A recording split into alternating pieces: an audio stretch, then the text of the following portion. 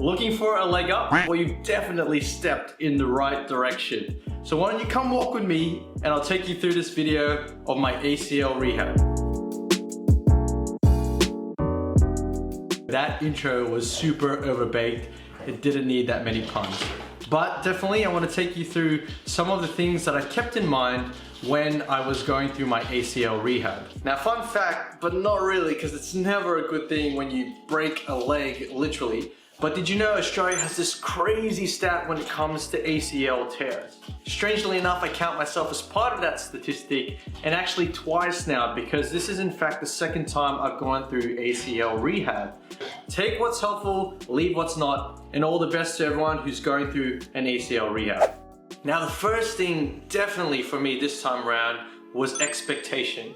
Whether it was the specialist who was seeing me and talking me through the process and giving me my odds of actually succeeding in the process or odds of failing, or whether it was myself and how I was teeing myself up to prepare for this procedure that I was going to go through. I think it's really important from the beginning to make sure that you have a proportionate and healthy expectation.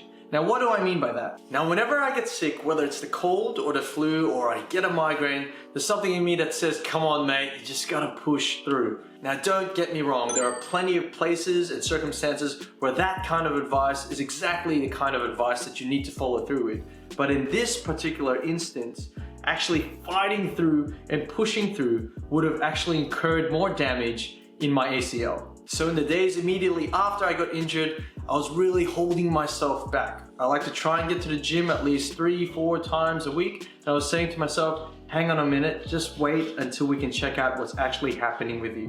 When I finally got to see the specialist after I got a whole bunch of scans, then they were able to determine for me what the next best course of action was. My second tip is consistency. Unlike my first rehab, I thought it'd be good enough if I'm just able to walk on both legs without any hindrance. But this time around, I really wanted to push my recovery so that I can move just as good as I did before my injury. So what was really helpful in this process was that my specialist gave me a week-to-week play on what my milestones should be physically. And that allowed me to really set out my calendar in time blocks so that I could dedicate focused time to working on my rehab. Now, the third and final thing that I want to name as super helpful as part of my ACL recovery, even though I could probably name a million other things, is this one thing that I want to call community. I know I'll be running the risk of missing a few names in this list, but if I could just name 3 people that I thought were super critical in this whole rehab process, it would be my brother Don, who took me to a bunch of my rehab sessions and went with me to the gym, even signed up to a gym even though he didn't have a membership already.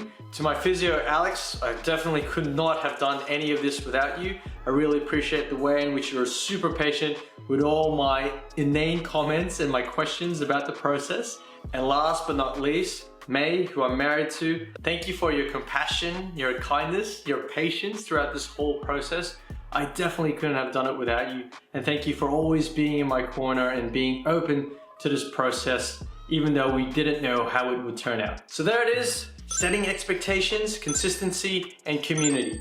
I really hope those insights are helpful for you, whether you know someone who's going through an ACL rehab process or you yourself are undergoing that process. I wish you, or whoever you're accompanying, best of luck. Let's go. We're not gonna make this a thing, are we? But let's go.